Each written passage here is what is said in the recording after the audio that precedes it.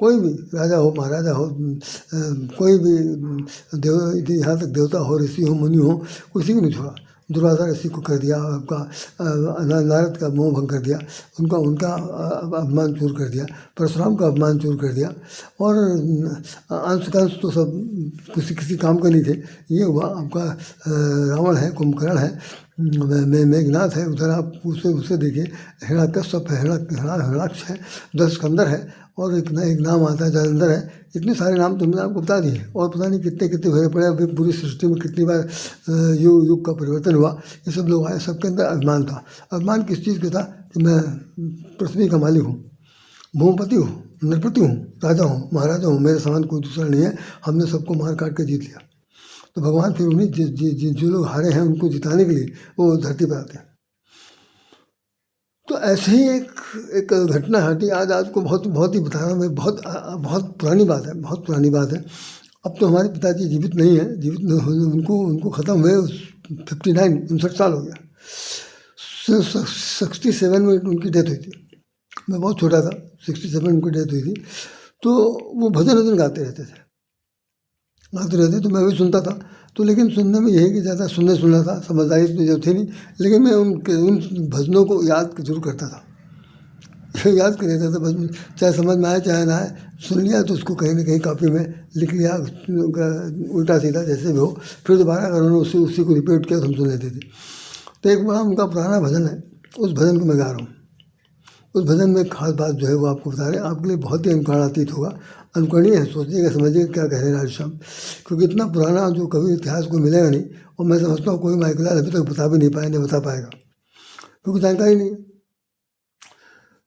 तो एक पौधा होता है जंगल में, उसका नाम घुमची कहते हैं उसे।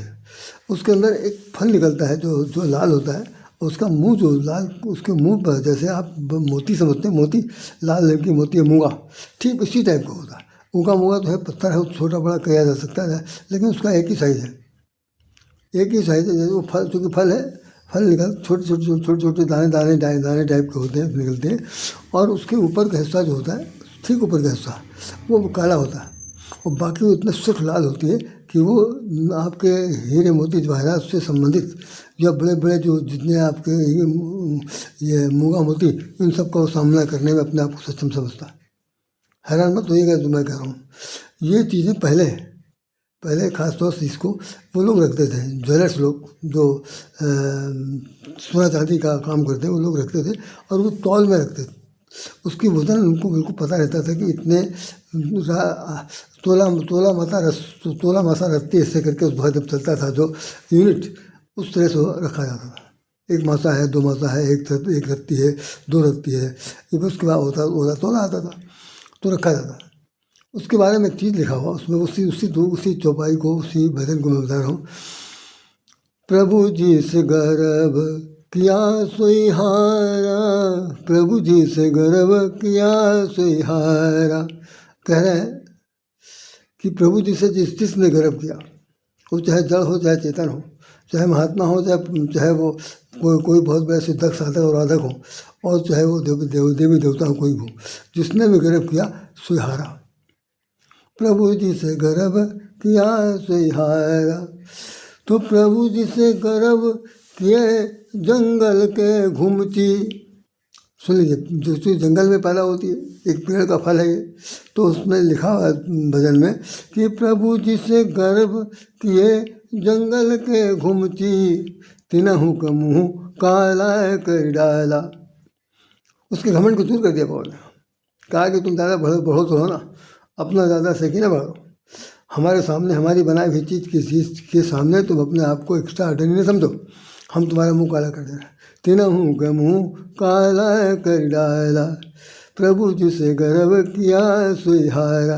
अब घुमची चाहे कितनी सुंदर से सुंदर बन के रह जाए, लेकिन भगवान ने कहा कि तुम्हारे मुँह के ऊपर हमने एक काला टिप पकड़ा दिया। अब तुम किसी हीरे मोती से मुकाबला नहीं कर सकते। और वो आखिर में अपना उसका घमंड चूर हो गया, हताश हो गई, अब कहाँ जाए। तो उसको इन लोगों ने अपना लिया, इसके साथ इनकी जो ज्वेलर्स हैं, ये लोग इसमें घपलेबाजी भी करते थे कि उसकी वज़न को देख करके कम ज़्यादा तौलबाजी में लगाते थे। खैर, तो लेकिन वो उसके काम आई। तो मोती के रूप में चुनी जाने वाली ये जो जंगली फल है, उसको घुमती कहते हैं। तो घुमती का ये सबसे बड़ा काम। दूसरे, प्रभु जी से गर्व किए लंकापति राजा, प्रभु जी से गर्व किए लंकापति राजा, तिनहु के वंश विध्वंस कर डाला, तिनकर वंश विध्वंस कर डाला, प्रभु जी से गर्व किया सुहारा, प्रभु जी से गर्व किए हिरण्याकशिप, प्रभु जी से गर्व किए हिरण्याकशिप, तिनकर वंश बिगाड़ा, प्रभु जी से गर्व किया सुहारा। तो ये इस तरह से करके बहुत से इसमें पद लाइनें लिखी हुई जिसने किया। तो मैं इस पद को गाते इसमें आपसे सिर्फ इतना आपके समक्ष बात कहना चाहता हूँ कि हमारे आपके जीवन में जो कुछ भी प्राप्त हो रहा है, पहली चीज़ तो ये सेंट्रल आइडिया है, माइंड मेकअप कर लिया जाना चाहिए सबको कि कुछ भी आपका यहाँ पर नहीं है, कोई भी चीज़ यहाँ आपकी नहीं। जितना भी आप संग्रह कर रहे हैं, संग्रह सुख के प्राप्त करना चाहते हैं, ये सब कुछ आपका छूटेगा, सब कुछ छूटेगा। जब ये कहते हैं कि लोग ज़िंदगी में से, मैं तो कान मेरा पक गया सुनते सुनते कि लोग कहते हैं कि मुट्ठी बांधे आए हाथ पसारे जाएगा। जब मुट्ठी बांधे आए हाथ पसारे जाओगे तो हाथ पसारना मुट्ठी पसारना क्या मतलब रखता? वैसे मुट्ठी बांधने का तो तुक है, वो भी बहुत ही कॉन्सेप्ट इसके साथ जोड़ दिया गया, जबकि बहुत ही ज़्यादा आधारहीन है। वो मुट्ठी जो बच्चे की बंधी रहती है, उसका मतलब कुछ ऐसा नहीं है कि वो अपना हस्तरेखा दिखाना नहीं चाहता इसलिए बंद किया, उसमें बहुत बड़ा कुछ बड़ा ऐसा कुछ नहीं है। जब उसको ऐसा कहा जाता है, जब उसको स्वर्ग से या अपने लोक से धकेलते हैं भगवान, जब गर्भ से बाहर आता है, तो वो उस वक्त वो भगवान का हाथ चरण पकड़े रहता, मुट्ठी में पकड़े रहता, और वो पकड़े रहता, ऐसा कहता है गिराई नहीं, हमको ढकेली नहीं, भगवान मैं मर जाऊँगा। लेकिन गिराने वाले लोग जो हैं वो उसको ढकेल लेते हैं। तो जब वो गिरता है तो खड़ा हुआ है, अगर वो खड़ा हुआ हाथ जोड़ नहीं कर रहा, तो जब गिरेगा तो उसका सिर नीचे हो जाएगा। तो गर्भ के अंदर से जब आता है तो सबसे पहले सिर धरती पर आता है, सिर धरती पर आता है, उसके बाद पैर पर बाहर निकल के आता है। ये नारी के गर्भ की सिंग है, तो उसमें दोनों हाथ बंधे होते हैं। तो दोनों हाथ कौन से बंधे हुए? जिन हाथों को वो कस के पकड़े हुए था, वो हाथें, तो जैसे आप मेरा यूँ पकड़ लीजिए, मेरा उंगली या हाथ कोई चीज़ पकड़े हुए, तो इसी तरह पकड़े रहता। उसमें मुट्ठी बांधे आए हाथ पसारे जाएगा, जो लोग कहते हैं सब बकवास करते हैं। ये उसकी एक प्रकार की प्राकृतिक उसकी सुरक्षा है, जिसको वो बांधे रहता, और बहुत दिन तक बांधे रहता। जब तक वो होश हवास में नहीं होता, जब तक साल 1.5 साल का नहीं होता, तब तक उसके मन में एक बात ये रहती है कि अभी भगवान के हाथ को, भगवान को पकड़े हैं, भगवान को हम पकड़े, भगवान को हमने छोड़ा नहीं। तो वहाँ पर छोड़ने बात है, और यहाँ ये बताते हैं कि भाई मुट्ठी बांधे आए, मुट्ठी बांधे जाएगा। तो कॉन्सेप्ट जो है बदला हुआ है। खैर, आप इस पर में जाइए। तो कहने का भाव सिर्फ यह है कि हमारे आपके जीवन में जो कुछ भी है, जैसा भी है, वो कुछ भी अपना नहीं है। तो जब कुछ अपना नहीं है तो किस बात का गर्व, किस बात का गर्व? जब आपने अपना संसार बनाया, अपने परिवार को, लोग कहते हैं कि हमारा तो एक घर संसार है, इतना अपभ्रंश है, इतना नासमझी है, इतना ज़्यादा क्या कहते हैं बेखबरी है, और क्या किस तरह कहूँ कि ओवर कॉन्फिडेंस है कि ये समझ बैठे हैं कि सब ये हमारे हैं, सब हमारे हैं। लेकिन भगवान कह रहा है कुछ नहीं। जितने दिन का आपको यहाँ पर अवसर दिया गया, उतने दिन के लिए आपको ये भोगशाला है, भोग की प्रकृति का ये नाट्यशाला है। यहाँ पर आपको भूमिका अदा करनी है, और भूमिका अदा करते हुए बहुत ही सात्विक ढंग से जाना है। किसी के सामने धन पाकर, वैभव पाकर, यश पाकर, कीर्ति पाकर, नाम पाकर के, पद पाकर या धन दौलत कमा करके आप ज़्यादा पागल होना होइएगा, अभिमान में चूर मत होइएगा, बल्कि ये मान के चलिएगा कि जो कुछ भी किया है भगवान ने अपनी स्वेच्छा से कराया है, और हमको जब जाना है तो हमें यहाँ सब कुछ छोड़ के जाना है, सब कुछ होगा। सारा संसार नश्वर है, सब नष्ट हो जाएगा, आप रहें चाहे न रहें। जैसे भगवान ने गीता में कहा कि अर्जुन उठो, इन सबको तुरंत अपने हाथों से मारो, क्योंकि मैंने इनको सबको पहले ही मार दिया है। अब तुम निमित्त बन जाओ, ताकि सब लोग दुनिया देख सके कि अर्जुन के बाणों से मारे गए। सच ये है कि हमने इनको मार दिया। तो जहाँ पर पहले से ऑलरेडी हर चीज़ उसका रिजल्टेंट परिणाम आ चुका है, तो अब तो केवल यह दिखावा है। तो हमें आपको ध्यान रखना है कि जीते जी हमें कभी कभी ये ध्यान रखिएगा कि भगवान आपके साथ है जरूर, लेकिन वो हर समय बात कर रहा, आपके घमंड को, अभिमान को देख रहा। और जहाँ कहीं पर ज़्यादा अभिमान होता है तो आप देखेंगे अपने व्यवहारिक जीवन में कई बार लोगों को अपने अभिमान की वजह से मुँह खानी पड़ती है। बहुत ही कुछ लोग कह देते हैं, हमने अपने परिवार के लिए नहीं, अन्य परिवारों के लिए भी कह रहा हूँ, देखता हूँ तो वो संतानें जो हैं वो कुछ पैसा कमाने लगी, धन दौलत से संपन्न हो गई, या पैसा कौड़ी उनके पास आने लगा, जो भी हुआ हो, तो वो फिर जो लोग के पास पैसा नहीं है, कम है, या जो उनसे कमतर है, उनको वो बड़ी हे भावना से देखते हैं। ऐसा लगता है कुबेर वही है, कुबेर के बाप भी वही है। लेकिन ये सब बिल्कुल नहीं। पैसा हाथ का मैल है, ये तो सच भी हो सकता है और ये झूठ भी हो सकता है। नायल है ना मैल है, वो जो कुछ आया हुआ है वो आपकी कमाई का है और जाएगा उसी तरह से जैसे आया है। जैसे है गलत तरीके से अगर आया है तो गलत तरीके से जाएगा, रोग लेके जाएगा, मुकदमेबाजी लोग जेब में जाएगा, डॉक्टरों के पास जाएगा, और भाई किसी खास व्यसन में आप फंस गए तो उसके थ्रू वहाँ चला जाएगा। पैसा रुकने वाला बिल्कुल नहीं है, क्योंकि लक्ष्मी जिनका नाम है उनका नाम एक चंचला है। इतनी चंचल है कि वो घर घुसनी है, इस घर में घुसी, उस घर में घुसी, इनको कंगाल किया, उनको लक्ष्मीपति बनाया, यही चलता रहता है। तो ये सब कार्यक्रम जो है वो सब चल रहे हैं। हमने जो आपको बताया कि प्रभु जी से गर्भ किए जंगल की घुमची, जब एक छोटी से छोटी मोती को भी भगवान उसके गर्भ को नष्ट कर सकते हैं, तो हम लोग क्या चीज़ है भाई, हम लोग क्या चीज़ है उनकी। तो वो तो फिर भी अभी भी ये जौहरी की तिजोरी में कहीं ना कहीं रखी रहेगी, लेकिन हमें कौन रखेगा, मरने के बाद फूंक देंगे। तो हमें मेरा मतलब सिर्फ ये है, ये केवल उपदेश नहीं है, दिशा निर्देश है कि भाई जैसे नारद ने घमंड किया, भगवान ने उनको कहा गर्भ तो भारी बेग देहो उपारी, इनके हृदय में गर्भ का एक पेड़ निकल आया है, उसको मैं उखाड़ के फेंक दूंगा।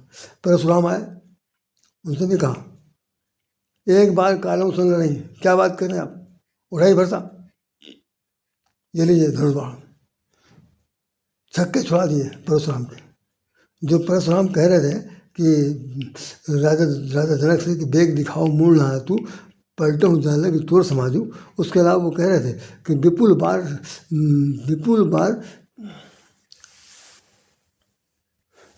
बार महिदेवन दीनी, ये लिखा हुआ कि मैंने वैसे बताते हैं 21 बार उन्होंने लड़ करके क्षत्रियों को मार करके उन्होंने धरती को ब्राह्मणों को दिया था।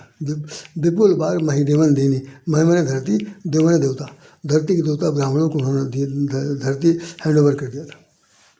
और वो कह रहे हैं कि बाल ब्रह्मचारी अत कोई विश्व विदित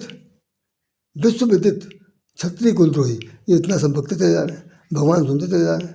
उन्होंने कहा अभी बारी आएगी, अभी तो छोटे भाई हमारे हैं वही निपट लें।